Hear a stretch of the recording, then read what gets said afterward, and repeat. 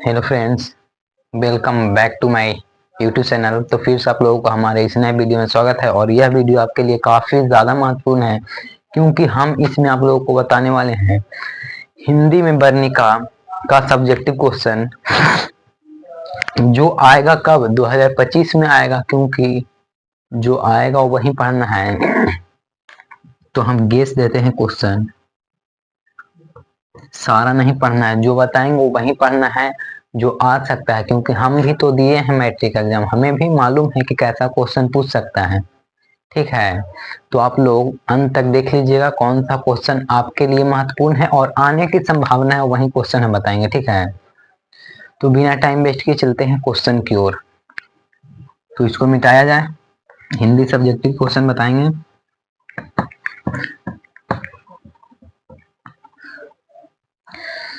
तो हम आपके लिए छांट कर पहले से ही क्वेश्चन रखे हुए थे कि इसका वीडियो आपको मिल जाए और आप अच्छे से तैयारी कर सके। ठीक है, क्वेश्चन पर चलते हैं, सीधे मुद्दा क्वेश्चन पे चलते हैं। हम पहले से ही आपके लिए रखे हुए थे कि इस पे वीडियो चाहिए बच्चों को, तो चलिए बना ही देते हैं।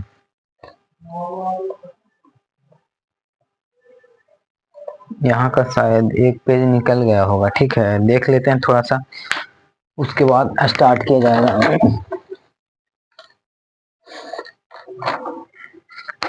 नहीं मिल रहा है, ठीक, चलिए कोई बात नहीं। चैप्टर फर्स्ट वाला हट गया है, लेकिन हम बताते हैं क्वेश्चन कौन सा आएगा। वर्णिका में सबसे पहला चैप्टर कौन सा है? दही वाली मगम्मा। हम बताते हैं वहां से क्वेश्चन। चैप्टर फर्स्ट, दही वाली मगम्मा। दही वाली मगम्मा अगर आप देख लीजिएगा तो आपको यहाँ से 6 से 7 अंक तो 110% क्लियर होगा। तो आप लोग जरूर देखिएगा। देख लेते हैं आवाज क्लियर जा रहा है या नहीं। तो फाइनली बिल्कुल क्लियर है। तो चलिए क्वेश्चन की ओर। और सबसे फर्स्ट क्वेश्चन, दही वाली मगम्मा से सबसे पहला क्वेश्चन। दही वाली मगम्मा से सबसे पहला क्वेश्चन यही रहेगा कि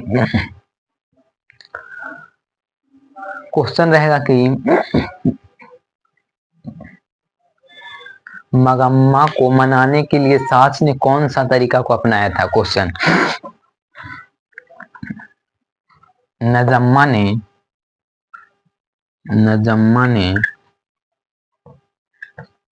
अपनी सास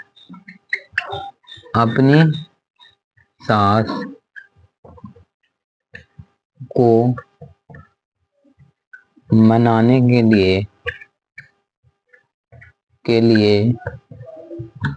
के लिए कौन सा तरीका अपनाया।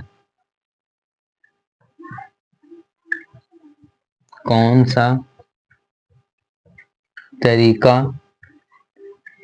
अपनाया, ये क्वेश्चन रहेगा। 110% छपेगा सीधा आपके बोर्ड एग्जाम में। ठीक है, थोड़ा सा कैमरा सही से कर देते हैं, अब बिल्कुल क्लियर दिखाई दे रहा होगा। कब के लिए महत्वपूर्ण है? 2025 के लिए। तो क्वेश्चन है, नजम्मा ने अपनी सास को मनाने के लिए कौन सा तरीका को अपनाया था। तो नजम्मा अपनी सास यानी मगम्मा को मनाने के लिए कौन सा तरीका अपनाया था, यह क्वेश्चन रहेगा। तो इसको लिख दें। चलिए लिख देते हैं, एक दो क्वेश्चन लिख देते हैं, उसके बाद बता देंगे लिखने के लिए। तो आपको कॉपी में यहाँ जो आप लिखिएगा वहां क्वेश्चन नहीं उतारना है, सिर्फ आंसर लिखना होगा। तो लिखते हैं इसका आंसर, यानी उत्तर। उत्तर इसका होगा, मगम्मा ने अपनी सास को मनाने के लिए कौन सा तरीका अपनाया। तो नजम्मा ने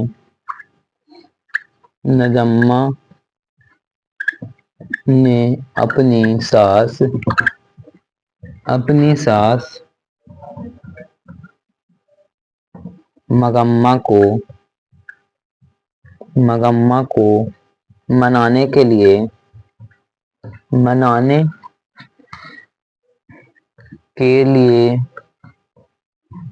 अपने बेटे को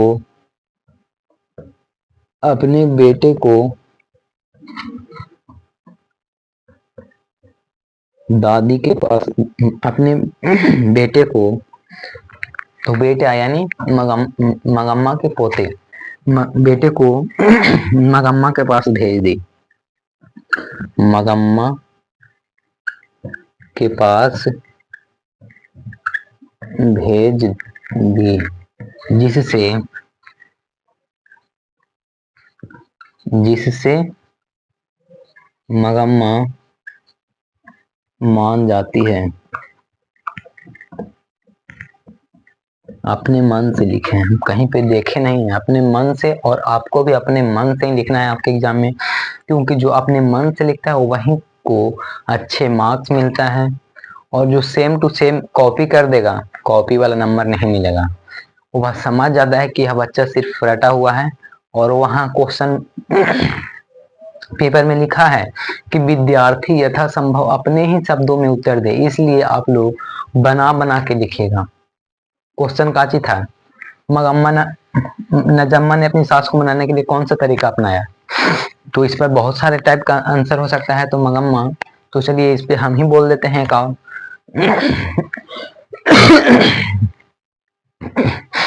मगम्मा की बहू नजम्मा ने अपनी सास को मनाने के लिए मगम्मा के पोते को अपने दादी के पास भेज देती है, जिससे उसकी सास मान जाती है।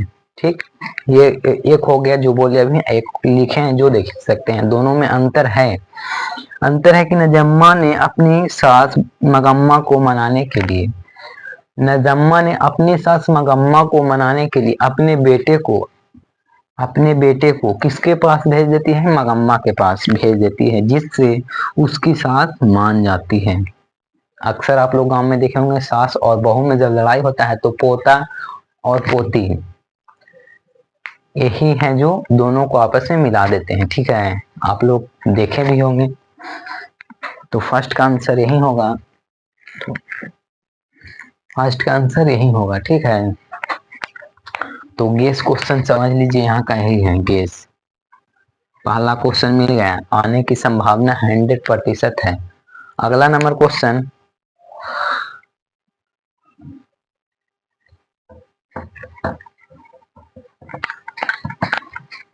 यहाँ से 2 क्वेश्चन बताएंगे जिसमें से एक आएगा। ठीक,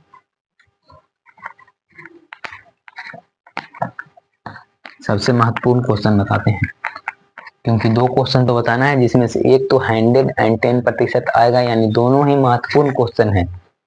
क्वेश्चन सेकेंड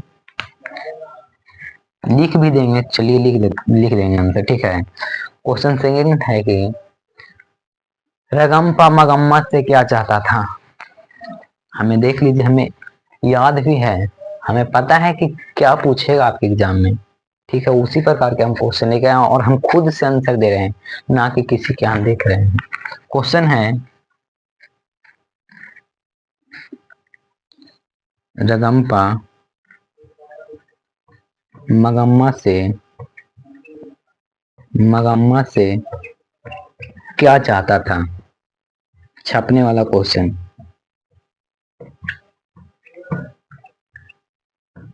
सीधा आपके एग्जाम में आएगा। रगम्पा मगम्मा से क्या चाहता था, इसका आंसर हम 2 से 3 टाइप से बता देंगे। क्या आप तैयार हैं? तो बोलिए, हम बोल देंगे। तो इसका हो सकता है पहला टाइप, पहले लिख देते हैं, पहले फिलहाल आंसर, उसके बाद हम समझाते हैं अच्छे से। तो रगम्पा मगम्मा से क्या चाहता था, तो रगम्पा मगम्मा से कुछ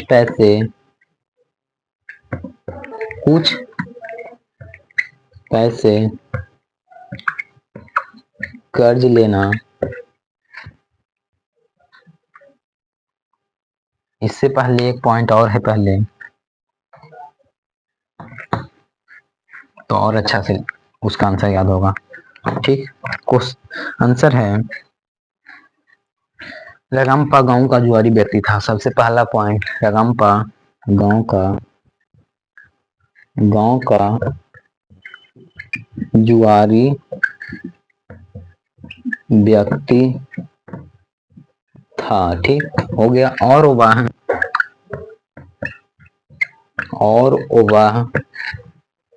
मगम्मा से कुछ पैसे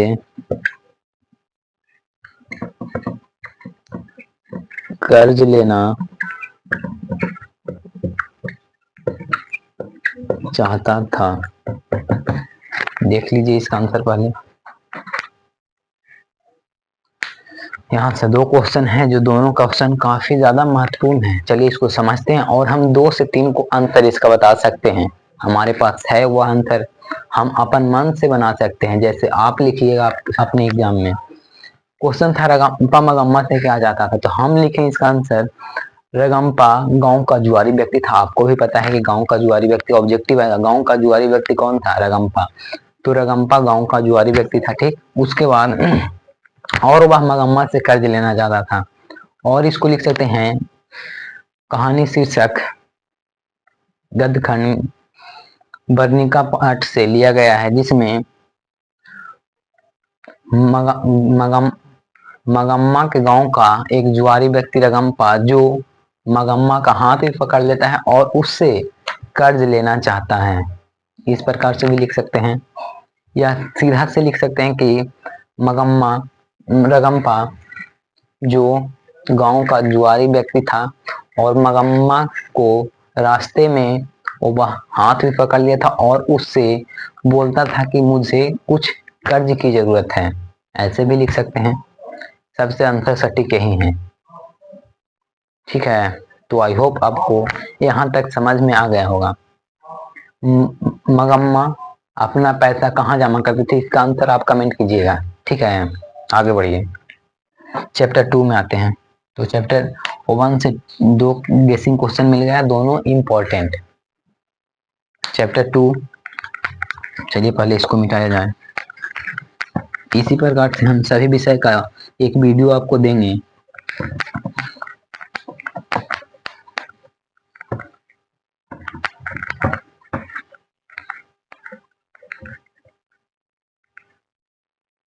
चैप्टर 2 ढाते विश्वास।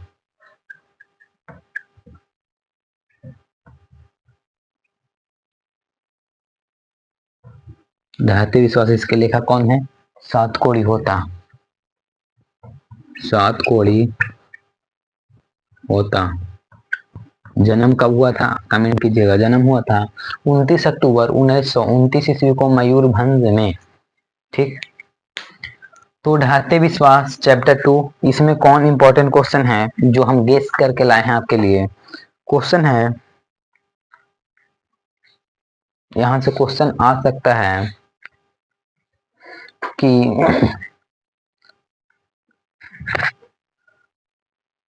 ढाते विश्वास से ही क्वेश्चन आएगा कि लक्ष्मी कौन थी, और लक्ष्मी कौन थी चरित्र चित्रण कीजिए। सबसे महत्वपूर्ण क्वेश्चन, एक गेस क्वेश्चन सिर्फ चैप्टर 2 से रहेगा, एक, और काफी ज्यादा महत्वपूर्ण है। क्वेश्चन है लक्ष्मी का चरित्र चित्रण करे। लक्ष्मी का चरित्र चित्रण करें, क्वेश्चन है जो आने की संभावना है आपके एग्जाम में। लक्ष्मी का चरित्र चित्रण करें।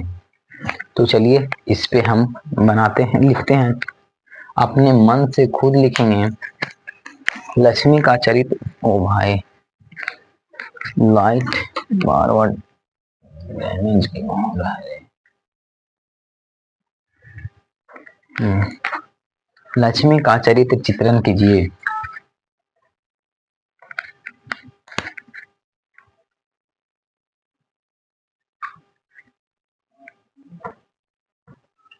तो चलिए इसका आंसर लिखा जाए। आंसर इसको हम लिख देते हैं, लक्ष्मी एक साहसी महिला है। साहसी कह सकते हैं नहीं, कैसे कह सकते हैं सुनिए। क्योंकि इसके पति गांव में नहीं है, तो 4 बच्चों का पालन पोषण करती है अकेले। क्या यह साहसी है या नहीं। जब इसके गांव में बाढ़ आता है तो अकेले 3 बच्चों को लेकर बाढ़ से बाहर निकलती है, क्या यह साहसी है या नहीं? घर का सारा खर्चा घर चलाती है, क्या यह साहसी है या नहीं? और किसी अन्य के घर में भी जाकर लक्ष्मी कार्य करती है अपने बच्चों को छोड़कर और छोटी बेटी को लेकर जाकर, क्या यह साहसी है या नहीं? तो लक्ष्मी एक साहसी महिला है। सबसे पहले लिखिएगा, लक्ष्मी एक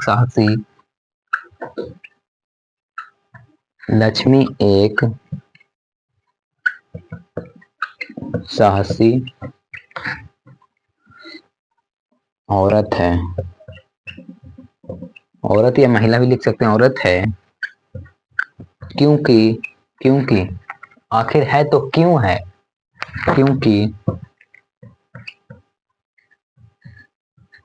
इसके पति कोलकाता में हैं। क्योंकि इसके पति कोलकाता में हैं, कोलकाता में रहते हैं, लेकिन सबसे मेन पॉइंट, लेकिन घर का सारा कार्य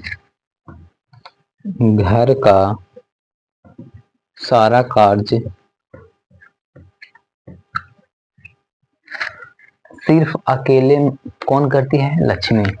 तो घर का सारा कार्य सिर्फ लक्ष्मी पे है, सिर्फ लक्ष्मी पर है। तो इसका आंसर हम पहले से भी लिख कर लाए थे। ढाते विश्वास की प्रमुख बात, वह बहुत साहसी औरत है और वह अपने बच्चों के साथ जीवन यापन करती है। लक्ष्मी एक साहसी औरत है क्योंकि इसके पति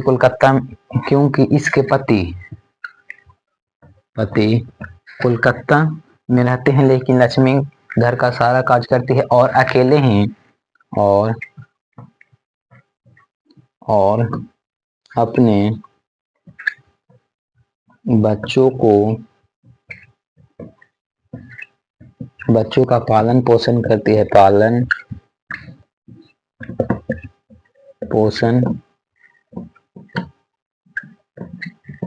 है, लक्ष्मी एक साहसी महिला है क्योंकि इसके पति कोलकाता में कार्य करते थे और वह अपने बच्चों को पालन पोषण करती है। ठीक, क्योंकि उसके पति लक्ष्मण कोलकाता में काम करते थे और जब उसे गांव में बढ़ाती है तो और जब उसके गांव में बाढ़ आता है, तो जब उसके गांव में बाढ़ आता है तो वह पूरी जान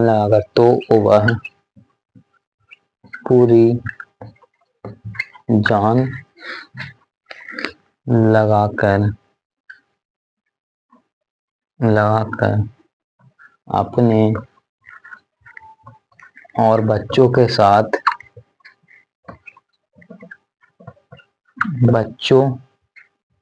को बाढ़ से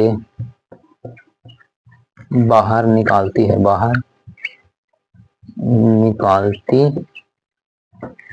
है। देखिए तो इसका आंसर सही है, बिल्कुल आवाज ठीक जा रहा होगा। सबसे मेन पॉइंट और सबसे VVI question, board model VVI आने की संभावना 100%। लक्ष्मी कौन थी? लक्ष्मी ढाते ऐसे भी लिख सकते हैं।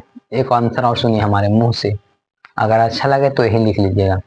लक्ष्मी कौन थी, चरित्र चित्रण कीजिए। तो लक्ष्मी ढाते विश्वास कहानी का एक सबसे प्रमुख पात्र है।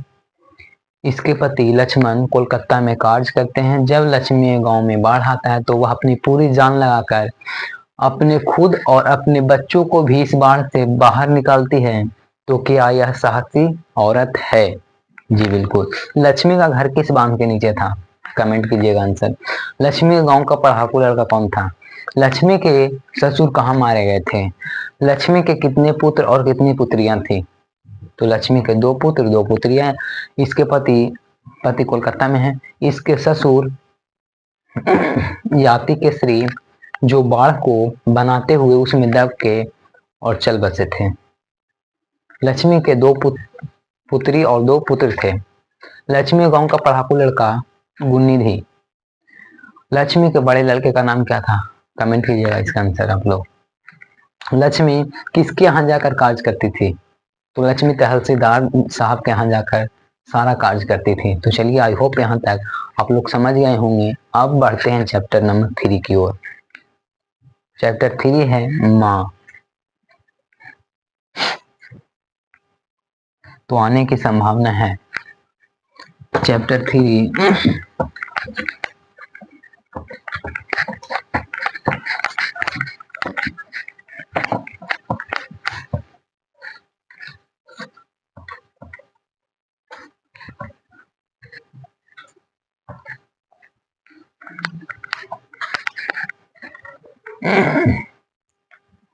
चैप्टर 3 माँ। इसके लेखक कौन है? ईश्वर पेटलीकर। ईश्वर पेटलीकर। चलिए यहाँ का क्वेश्चन बताते हैं, कौन क्वेश्चन आएगा यहाँ से। ठीक है, वह क्वेश्चन हम छाट के रखे हुए हैं पहले से। ठीक, आप लोग कहिएगा कि देख के बता रहे हैं, लेकिन बहुत कम, बहुत कम, न के बराबर। ठीक है, क्वेश्चन है कि मंगू के प्रति माँ और उसके परिवार के अन्य सदस्यों का व्यवहार कैसा था? क्वेश्चन है मंगू के प्रति आएगा क्वेश्चन, इंपॉर्टेंट है।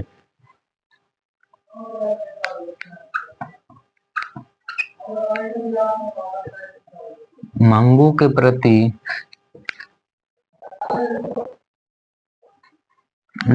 प्रति माँ और उसके घर वालों का क्या व्यवहार था? क्या व्यवहार था? सबसे महत्वपूर्ण क्वेश्चन है मंगू के प्रति परिवार के अन्य सदस्यों में व्यवहार क्या था? अपने शब्दों में बताइए। तो आप सभी को पता होगा कि उसके घर वालों का व्यवहार अलग था, और जबकि उसकी माँ का व्यवहार। ठीक, क्वेश्चन है, आंसर इसका हम लिखे हैं पहले से। मंगू के प्रति माँ और परिवार के अन्य सदस्यों का आसमान जमीन का फर्क था। माँ अपनी पागल और गूंगी बेटी को ज्यादा प्यार करती थी, जबकि उसके घर वाले उसे बोझ समझते थे। उसे चाहते थे कि उसे कहीं ले जाकर छोड़ दिया जाए, लेकिन माँ ऐसा नहीं चाहती थी। माँ उसे काफी अधिक प्यार करती थी। चलिए इसका आंसर लिखते हैं। मंगू के प्रति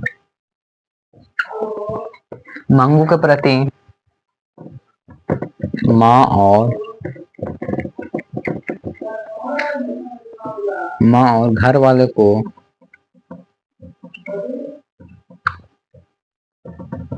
घर वालों में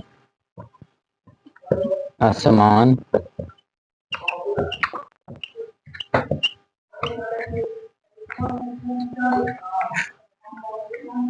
जमीन का फर्क था। माँ, मंगू के प्रति माँ और उसके घर वालों के सदस्य पूछा है, तो मंगू के प्रति माँ और उसके घर वालों का जो फर्क था वह आसमान और जमीन का फर्क था। कैसे? क्योंकि घर वाले लोग, पहले लिख देते हैं, जबकि उसकी माँ पागल बेटी से अथाह प्रेम करती थी। वहीं घर वाले लोग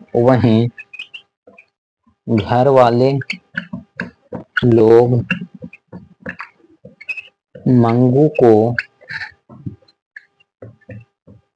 घर का बोझ समझती थी। घर का बोझ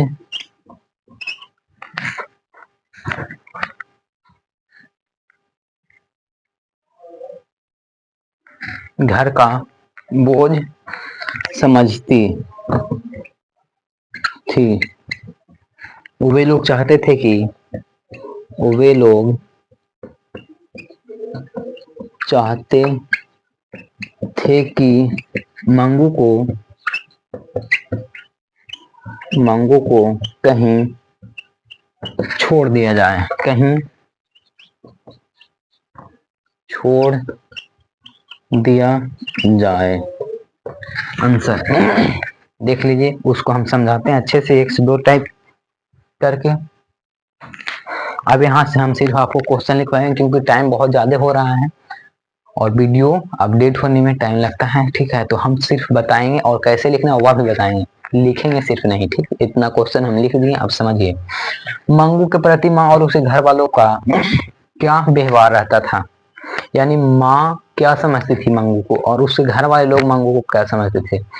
तो मंगू के प्रति माँ और उसके घर वालों को आसमान और जमीन का फर्क था। कैसे? क्योंकि माँ उस पागल बेटी से अथाह प्रेम, बहुत ज्यादा प्रेम करती थी, जबकि वो जो सीधा था उससे कम करती थी, जैसे बेटे से कम और पागल लड़की से ज्यादा करती थी। जबकि उसके घर वाले लोग मंगू को घर का बोझ समझते थे। वो वे चाहते थे कि मंगू को मार दिया जाए या कहीं लेकर छोड़ दिया जाए। क्या यह गलत है या नहीं? तो बिल्कुल यह गलत है। तो माँ अपनी पागल बच्ची से बहुत ज्यादा प्रेम करती थी और वह साथ में कि माँ है जो अस्पताल को किसकी उपमा देती थी, तो गौशाला को। गौशाला कहती थी कि हमारी बच्ची को अस्पताल में कौन देखेगा, क्या उसे मुंह में खिलाया जाएगा, क्या उसे टाइम पे बाथरूम ये सब ले जाया जाएगा। इसलिए माँ अस्पताल को किसकी उपमा देती थी, गौशाला की। जबकि लोग गांव वाले बोले कि मंगू ठीक हो जाएगी, अस्पताल भेजा। मंगू के गांव की दूसरी पागल लड़की थी कुसुम, जो सही हो गई थी। इसलिए जब कुसुम जब सही होकर आई थी तो मंगू की माँ उससे पूछ रही थी क्या वहां पे डॉक्टरों का व्यवहार कैसा था। वह बोलती अच्छा था, सब चीज में अच्छे थे। लेकिन जब अच्छा लगा और गांव वाले लोग भी बोले तो माँ फिर मानी और माँ अस्पताल लेकर गई थी। लेकिन अस्पताल में इसके साथ क्या किया गया कि जो पैसा देता है, आपको पता होगा कि पैसा देने पर ही कार्य होता है। अब उसी प्रकार से वहां पैसे पर सबसे पहले आपको देखा जाएगा। अगर आपके पास पैसा है तो आपका इज्जत है, पैसा नहीं है पीछे होगा। ठीक, तो यही व्यवहार किया गया था। और एक ज्योतिष बाबा थे, वह बोले थे कि मंगू अगहन के महीने में ठीक हो जाएगी। इसलिए माँ अगहन के महीने का वेट करती थी कि कब अगहन आए और हमारी बच्ची ठीक हो जाए। लेकिन सब चीज अंत में सब फेक रहता है और मंगू इस दुनिया से चल बसती है और मंगू की याद में माँ पागल हो जाती है। मंगू की याद में ही माँ पागल हो जाती है। ठीक, क्वेश्चन यहाँ से और आ सकता है। तो क्या समझ में आया होगा तो यस लिखिएगा और आगे चलते हैं। माँ मंगू को अस्पताल में क्यों भर्ती नहीं कराना चाहती थी? अभी तुरंत बताए कि माँ मंगू को अस्पताल में भर्ती नहीं कराना चाहती थी क्योंकि क्वेश्चन है माँ मंगू को आंसर आप लोग लिख लीजिएगा, हम बोल देते हैं और इसका पीडीएफ आपको मिल जाएगा व्हाट्सएप ग्रुप में। जो लोग जुड़े हैं, नहीं जुड़े हैं तो वह हमें मैसेज कर सकते हैं। आपका मेरा मोबाइल नंबर दिया हुआ, आप लोग मैसेज कीजिएगा और सिर्फ बोलिएगा हमें पीडीएफ चाहिए। बिल्कुल फ्री में आपको सारा पीडीएफ उपलब्ध किया जाएगा।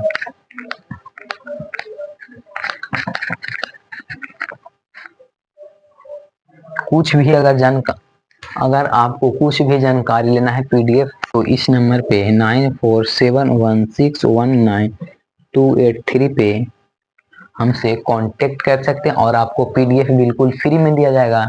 तो आप लोगों को पीडीएफ चाहिए तो इस नंबर पे कीजिए, हम खुद आपको पीडीएफ भेज देंगे। ठीक है, तो क्वेश्चन था माँ मंगू को अस्पताल में भर्ती नहीं कराना चाहती थी क्यों? मंगू को माँ अस्पताल में भर्ती नहीं कराना चाहती थी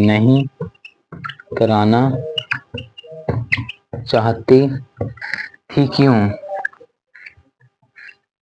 अभी तुरंत बताए हैं। तो मां मंगू को इसलिए अस्पताल में नहीं भर्ती, आंसर सुनिए, लिख भी सकते हैं, लिख लीजिएगा। मां मंगू को भर्ती अस्पताल में इसलिए नहीं कराना चाहती थी कि वह जानती थी कि वहां डॉक्टरों का व्यवहार अच्छा नहीं होता है, उसको समय पे खाना नहीं दिया जाता है, इसलिए मां अस्पताल में मंगू को भर्ती नहीं कराना चाहती थी कि हमारी बच्ची को नीचे सोने का आदत नहीं है, वहां नीचे सुलाया जाता है। इसी बात को सोच सोच कर मां मंगू को अस्पताल में नहीं भर्ती कराना चाहती थी। लिख लीजिएगा। क्वेश्चन इसमें से और पूछ सकता है। सॉरी। मां कहानी के शीर्षक सार्थकता पर विचार करें। तो मां कहानी में एक मां अपनी पागल और गूंगी बेटी से इतना अथाह प्रेम करती है कि दर्शाया गया है कि मां अपनी बेटी से इतना प्रेम करती है, जबकि बेटी को जब अस्पताल में छोड़कर आती है तो वह उसकी याद में खुद ही पागल हो जाती है। और मेरे अनुसार यह बिल्कुल तय किया गया है कि इस कहानी का नाम शीर्षक बिल्कुल सही है, माँ। तो यहाँ से ही क्वेश्चन आएगा। ये था तीसरा। अब चलते हैं चैप्टर 4 पे। चैप्टर 4 है नगर। नगर से बता देते हैं, एक दो क्वेश्चन आ सकता है। कौन क्वेश्चन आएगा वही क्वेश्चन बताएंगे, ठीक है।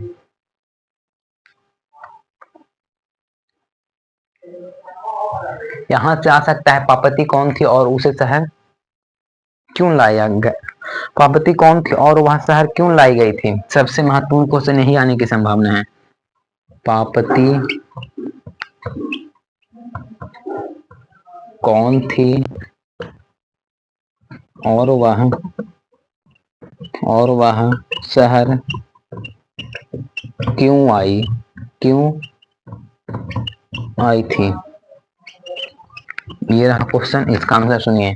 पापती कौन थी और वह शहर क्यों आई थी? तो इसका आंसर हम लिख कर लाए हैं आपके लिए कि पापती बल्ली अमाल की पुत्री, या इसको भी लिख सकते हैं कि वर्णिका पाठ चैप्टर 3 का भाग से लिया गया है। और जो पापती थी उसको शहर इसलिए लाया गया था कि उसे मेनिंजाइटिस रोग था, मदुरै शहर लेकर गया था। लेकिन यह उतना सटीक आंसर नहीं है। चलिए हम लिखे हैं, जो सुनिए। पापती बल्ली अमाल की एक पुत्री थी। पापती कौन थी? तो पापती बल्ली अमाल की एक पुत्री थी और वह अपने इलाज के लिए गांव छोड़कर बड़े शहर मदुरै लाई गई थी। सुनिए फिर से। बल्ली अमाल की पुत्री पापती और वह इलाज के लिए अपना गांव छोड़कर मुनाडीपट्टी मदुरै शहर लाई गई थी। बस आंसर यही रहेगा। और यहां से देख लेते हैं कौन क्वेश्चन पूछेगा। बड़े डॉक्टर के आदेश के बावजूद भी पापती को भर्ती नहीं हो पाई थी, क्यों? जब बड़े डॉक्टर कह के गए थे फिर भी भर्ती पापती नहीं हो पाई थी, क्यों? यह क्वेश्चन है। बड़े डॉक्टर के कहने के बाद भी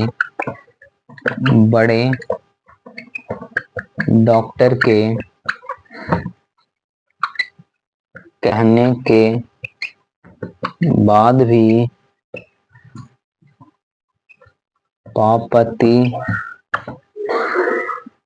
भर्ती नहीं हुई, क्यों? क्वेश्चन। बड़े डॉक्टर के कहने के बावजूद ही पापती भर्ती नहीं हो पाई, क्यों? आंसर सुनिएगा इसका। तो थोड़ा सा लाइट चला गया है, ठीक है, देख लेते हैं थोड़ा सा लाइट। तो इतना ही आज तक के लिए, फिर मिलते हैं।